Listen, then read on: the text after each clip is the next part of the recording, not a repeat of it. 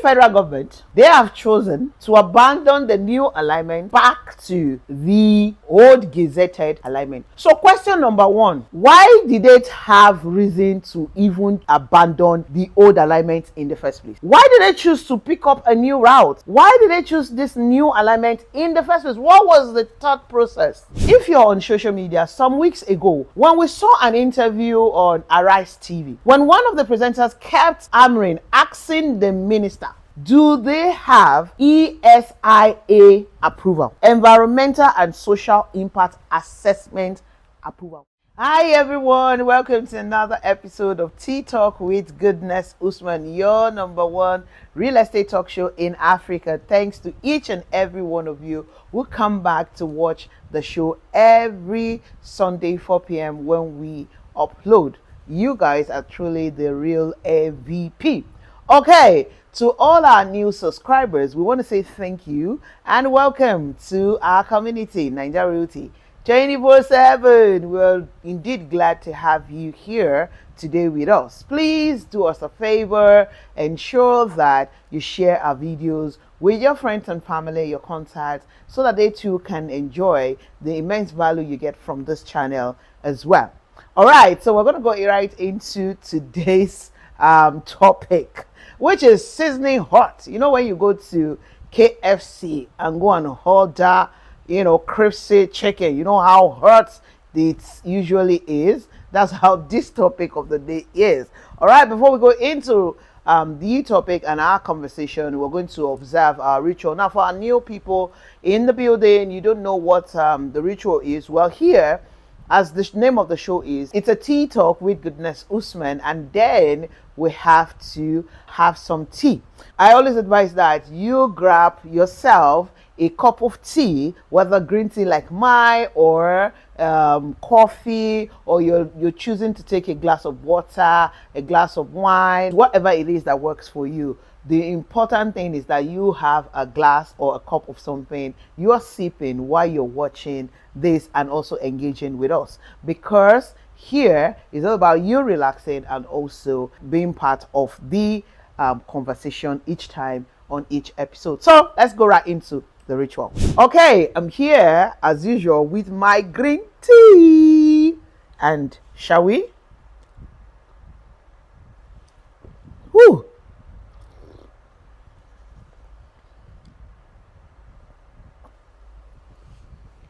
Oh, always a nice experience sipping my green tea. All right, back to the subject of the day.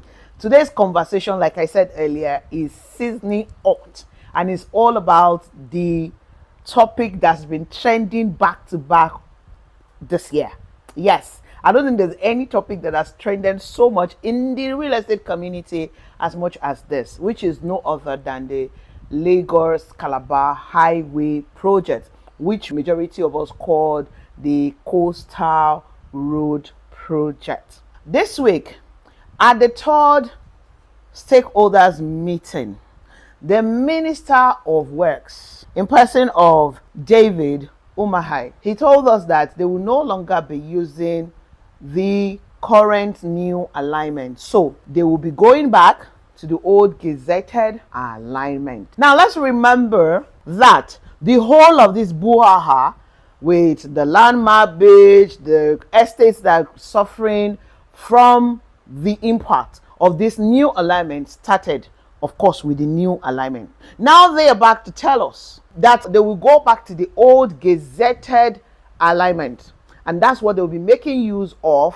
going forward. Now, if you catch up with the news on channels, yes, this is on Channels TV, where they recorded the entire conversation, the meeting between the minister and all stakeholders. Now, stakeholders from different owners. Say you have investors in that meeting, the Obas, the kings of the Okun Aja community, Okun Mopo community, which were majorly affected by this new alignment, and then other people, including the telecommunication guys and all of that. Now, this news that they just broke to us has again risen a lot of questions.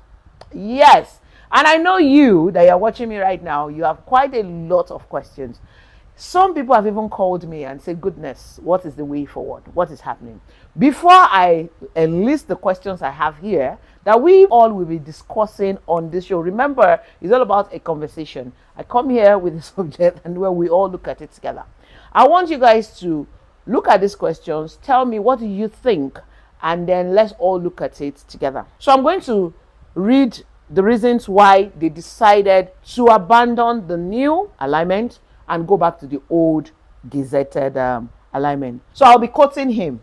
The minister said that the federal government is doing away with the proposed new route of the Lagos-Calabar coastal highway from kilometres 16 to 25. So this is not affecting everything.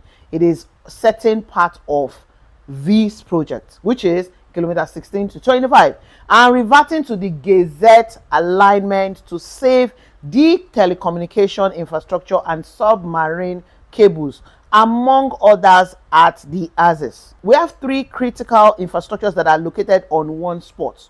One is the second African submarine cable that cuts across 33 countries, connecting about 3 billion people. That cable landed at Mopo, and where it landed, the West African cable system has already been located there about 17 years ago. Can we take note of that? That submarine cable has been in existence in that Mopo axis, that Mopo axis, for 17 years. It had landed in Mopo axis and it's been there for 17 years. Let's move on. They said they have a mega IPP, which is to provide power to 2 African cable and the WACS cable. The power plant is a 50 megawatt power plant expected to support this infrastructure. Now, the new corridor is passing right on the submarine cable, and the other side is the IPP. You cannot have the submarine cable without power. They will not function, of course. The submarine cable is a critical national security infrastructure. If it is affected, everybody will be affected. This is said and quoted by the minister, Paul himself. He also went further and said that President Bola Tinubu will flag off the road construction on Sunday, May 26th. Today, actually, that you're watching this video. According to the minister, furthermore, he said they have fully redesigned section 1, which is 47 kilometers, and we can say that we have done everything possible to put human face by managing the alignment.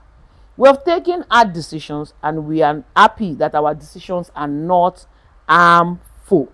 Ladies and gentlemen, that is the reason why the federal government, they have chosen to abandon the new alignment back to the old gazetted alignment. So question number 1 that I want us to discuss: why did they have reason to even abandon the old alignment in the first place? Why did they choose to pick up a new route? Why did they choose this new alignment in the first place? What was the thought process? Because I am having this question. Remember, if you're on social media, some weeks ago, when we saw an interview on Arise TV, when one of the presenters kept asking the minister, she kept asking, do they have ESIA approval? Now, what is ESIA? Environmental and Social Impact Assessment approval. She went on and on. That video went viral, and then a lot of people have different opinion as to the reaction, the answer of the minister, and the way the presenter was going about the question. Now, from this news that broke out now, this new route that the federal government is going about this project, it begs the question, truly, was there an ESIA approval? Now, if you are also following this and taking track on Channels TV, they asked him again, and he spoke about it. And from what I have seen, I don't think we have an answer until this environmental and social impact assessment approval. Now, moving on to the second question. Did you guys get my first question? What happened? What was their thought process initially? I mean, you're coming to tell us now that the new alignment is sitting or is going to majorly affect a submarine cable which landed in Mopo in Okunwaja and has been there 17 years ago. This submarine cable is going to affect 33 countries. So, Ejo, am I allowed to speak Yoruba? The entire project team, is it that they didn't do a proper investigation? There was no proper alignment assessment. Now, let me put it the way I wrote it down. Is it that the team did not carry out a visibility study before embarking on this kind of massive projects? What do you guys think? I mean, I would also ask that the video is long. The stakeholder meeting he heard is long. It's over an hour, so we won't be able to put everything here. But I'll ask you to go to Channels TV. That's if you have not watched it. Please don't be watching short clips on Instagram or TikTok. They're just speaking half information. Go to Channels TV and go watch the full video. Listen attentively. And then I ask, is it that truly the entire team, I mean the federal government team involved in this project, they didn't carry out a thorough visibility study before they embarked on this project or before they decide to take this new alignment? Because something is missing somewhere. What do you guys think? Now moving on. What do you guys think? Is it okay that they are going back and forth? 1 minute, we were not working on the old gazetted alignment. Now the new. Now we are leaving the new and we're going back. Now this is apart from the submarine cable that needs to be saved, which is a good thing because I mean, if that is tampered with, I remember some couple of weeks ago, I'm running into months now, that we went into total blackout. Banks couldn't work, nothing could work. Phones, everything was dead for like I think 8 hours or almost 12 hours. We're almost practically shut down as a country. And this was because of a tiny bitty impact on a submarine cable, which was not in Nigeria, but a lot of African countries were affected, right? Now, imagine if this is allowed, 33 countries. What will happen? The whole 33 countries will probably be in blackout. I mean, this is going to have major or massive security issues. This is not just about, it's going to be a serious security issues. So I get the fact that they have to stick to the old gazetted. But my question still remains, why did they shift from that in the first place? Was it a political move? Was it, why?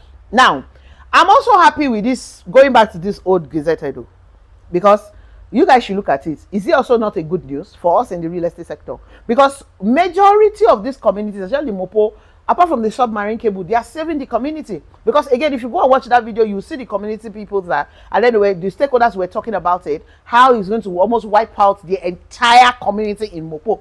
You know, even if they resettle them, what's going to happen to the resettlement? What's going to happen to their Oba? I mean, so many things. There are several estates that were affected. We know that in this new alignment, a whole lot of estates, a lot of properties will be affected at the Orchid Road area.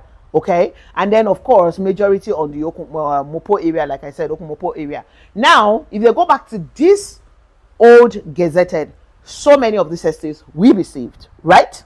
Now they have set out, they have gone to, I mean, some places have been affected already in terms of they've done the clearing, they're doing mapping and all of that. But let's look at the bigger picture. Going back to this old gazetted, how do you guys feel about it? All right, and is that the final stop? Are we sure down the line there won't be any comeback to say this is there's something else is discovered and then something else will not be done? I mean, what do you guys think about all of this? So I'm taking the next question.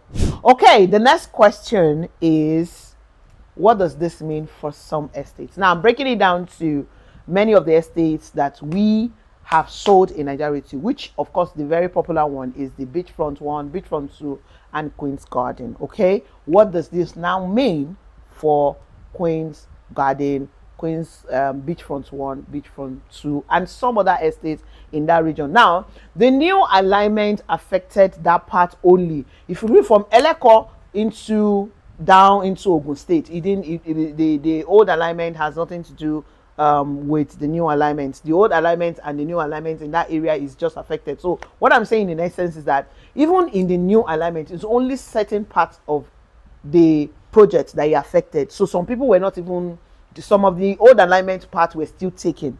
Okay, so now my question is, or what a lot of you is now asking me is, what does this mean? So this is what I want to say. We have to be a bit patient. Now, not a bit. I'm asking that we all have to be very patient. Now, we all meaning all stakeholders, majorly investors. Because with these changes, everyone has to try and be calm and just observe. Because at this point, I don't think anybody should rush out and say, I can't come to you guys and say, oh, now beachfront is safe. Now, is safe. Now, this is safe. I've shown you guys the mappings that have already been done in between these estates.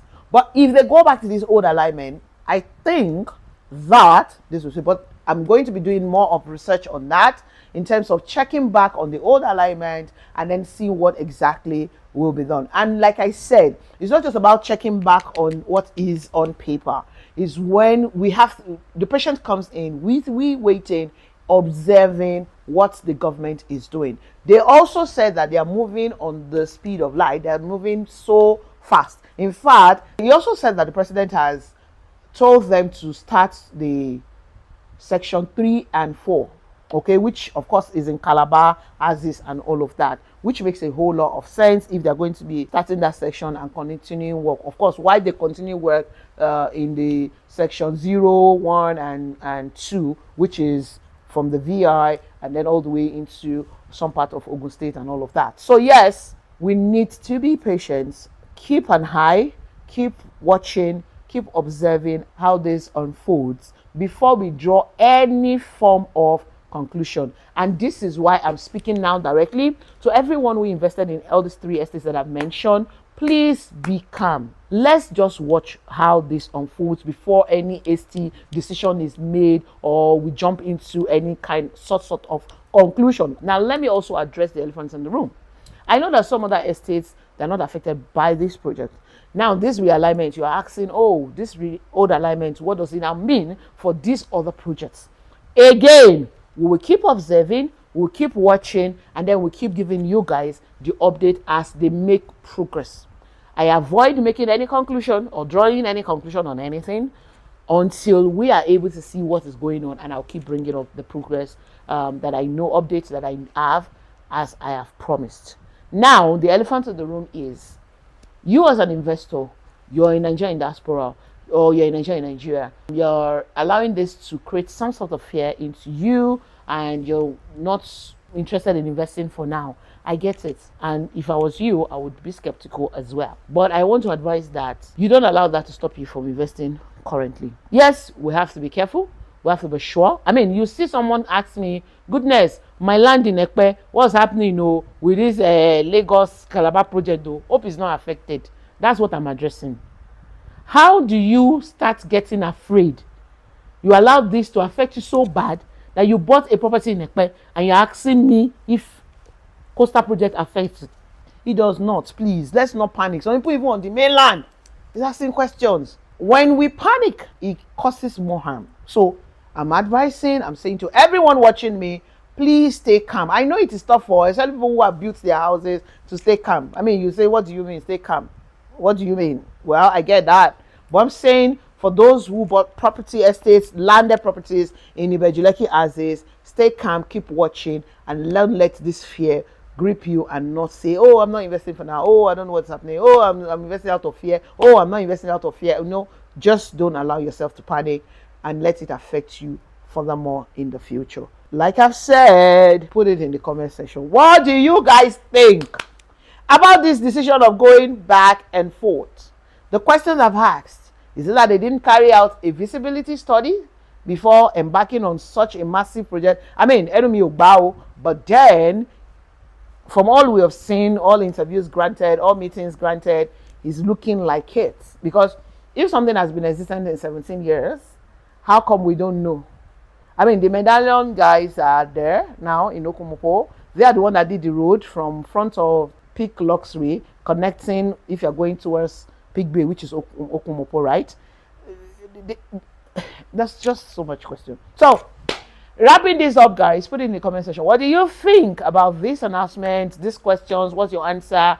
Respectfully, please, let's not throw shades at all. We can, engage ourselves in a very, respectful manner. No hate words, no forms of hate at all. Forms of shade. I don't want any hate on this. Please, this is a safe space where everybody is allowed to have their opinion about this. We are all one Nigeria, and this affects us all, whether we like it or not. It has an direct or indirect impact on all of us. The project has an impact on us when it's completed, but the process of getting it to be completed and done definitely is beginning to affect us, and it's affecting some people way more than the other. I mean, the questions around Landmark Beach Oniru that has been, demolished. So people were saying, oh, da da da da da da da da da. Do you also know that in the old gazetted area, I think he passed there as well. So it's after, I think it's towards after Jakonde. That's when it's kilometers 16 to 24. So it has nothing to do with the VI axis, Oniru axis. It's kilometers 16 to 24. Ladies and gentlemen, thank you so much for doing this with me today. I will sit in the comment section to read the comments and engage with you guys. Yes, me and my team. I really, really do appreciate you guys for, always watching our videos, sharing them, liking them, commenting, engaging. Thank you so much. It means a whole lot to us. Please, you're watching me and you're yet to subscribe. Like I say, from the back end, we see this. A lot of you, you watch this video, but you don't subscribe.